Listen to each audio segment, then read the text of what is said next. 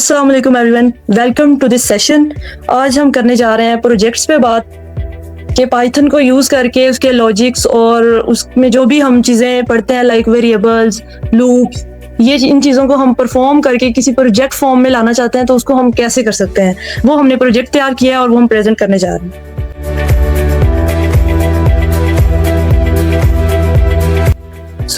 पहला हमारा प्रोजेक्ट है रेस्टोरेंट।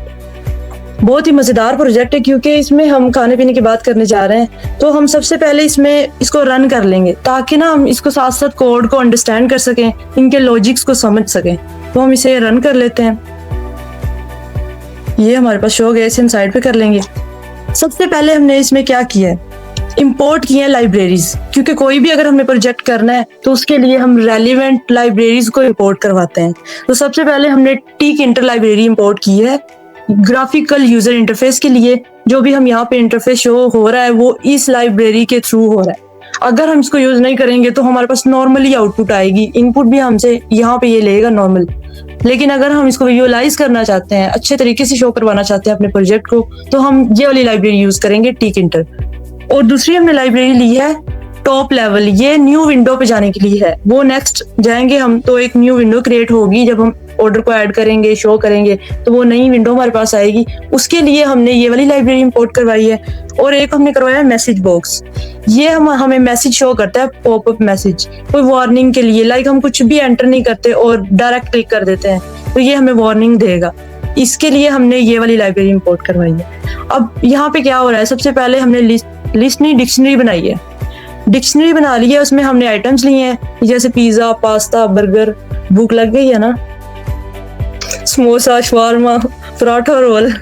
तो ये हमारे पास आइटम्स हैं और ये प्राइजेस हैं, जो ये वैल्यूज हैं।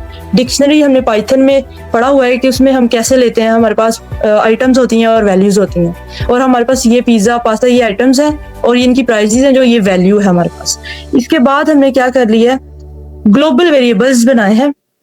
ये टोटल इसे हमें देगा कि जो हमने ऑर्डर किया होगा उसका टोटल करेगा और ये उसकी आइटम को लिस्ट में इसमें शो करेगा। तो इसमें क्या हो रहा है, ये ग्लोबल वेरिएबल क्या है, ग्लोबल वेरिएबल इसलिए हमने लिया ताकि हम इस प्रोग्राम में इसको कहीं भी यूज कर सकें। हम वेरिएबल को कहीं भी यूज कर सकते हैं। इसके बाद है हमारे, और ये रूट डॉट टाइटल हमारा टाइटल सेट करता है। हम यहाँ पे कुछ और लिखना चाहें तो इसको हम मॉडिफाई कर सकते हैं। इसके बाद ये साइज को सेट करता है। अगर हम इसके साइज को चेंज कर देंगे तो ये जो साइज हमारे पास आ रहा है रन करने के बाद ये इंक्रीज हो जाएगा अगर हम इंक्रीज करेंगे, और अगर हम डिक्रीज करेंगे तो डिक्रीज हो जाएगा। उसके बाद बैकग्राउंड कलर अगर हम चेंज करना चाहें तो यहाँ से चेंज कर सकते हैं। उसके बाद ये रिसाइजेबल बनाया है हमने इसे, जैसे हम रिस्पॉन्सिव कहते हैं किसी वेबसाइट को कि ये रिस्पॉन्सिव है। अगर हम उसे मोबाइल में ओपन करते हैं तो वो मोबाइल के लेआउट में शो होती है, और अगर हम विंडो में से देखते हैं तो वो विंडो में शो होती है बगैर कोई भी चीज डिस्टर्ब हुए। जैसे हम इसको अगर बड़ा कर लें तो ये हमारे पास रिस्पॉन्सिव है। इसको अगर हम छोटा करना चाहें तो छोटा भी कर सकते हैं, जैसे भी हम इसको करना चाहें सेट कर सकते हैं। इसके बाद है हेडिंग लेबल, जो ये हमारे पास welcome to my restaurant show हो रहा है। ये हमने एक लेबल ले लिया है और इसके अंदर जो भी हम इसका फॉन्ट रखना चाहें वो कर सकते हैं, साइज कर सकते हैं, इसको बोल्ड कर सकते हैं, बैकग्राउंड इसका कलर ले सकते हैं, पैडिंग वगैरह अप्लाई कर सकते हैं। इसके बाद है ये सिलेक्ट आइटम, ये जो टेक्स्ट हमने यहाँ पे लिया हुआ है ना, ये इस टेक्स्ट पे हम जो भी चीज अप्लाई करना चाहें सिमिलरली वो हम इस पे अप्लाई कर सकते हैं। इसके बाद हमारे पास है dictionary to store check box variables. जो हमारे पास ये चेक बॉक्स हैं इसके लिए हमने डिक्शनरी ली है, इसमें ये इसको स्टोर करेगा इसके वेरिएबल्स को। इसके बाद है हमारे पास frame for menu check box.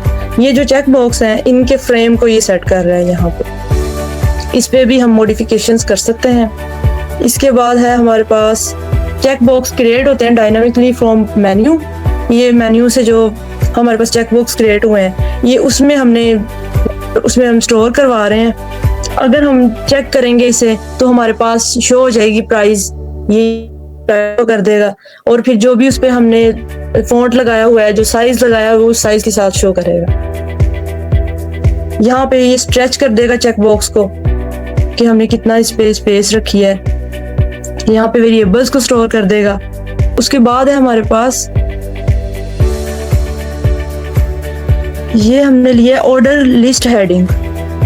ये जो ऑर्डर लिस्ट की हमने हेडिंग ली है, ये इसके लिए हमने कोड यूज किया है। इसको हम बोल्ड कर सकते हैं, बड़ा कर सकते हैं, छोटा कर सकते हैं और इसकी एडजस्टमेंट को सेट कर सकते हैं, अलाइनमेंट को। इसके बाद है हमारे पास list to show selected items, जो भी हम हो जाएंगे। जैसे हम कर लेते हैं, क्या क्या खाना है आपने, शवारमा खा लेते हैं, ये भी खा लेते हैं। बजट सेलेक्ट करनी होंगी आइटम और यहाँ पे ये टोटल बिल कर देगा। अगर हमने अब ऐड टू ऑर्डर कर दिया, ये हमारे पास लिस्ट शो हो जाएगी। जो भी हमने ऑर्डर हमने सेलेक्ट किया था, ये हमारे पास ऐड टू ऑर्डर करने से यहाँ पे शो हुआ और यहाँ पे टोटल शो कर देगा। ये टोटल बिल लेबल यहाँ पे ये शो कर रहे हैं। इसके बाद है फंक्शन ऐड टू सिलेक्ट, ये जो हमने लगाया है।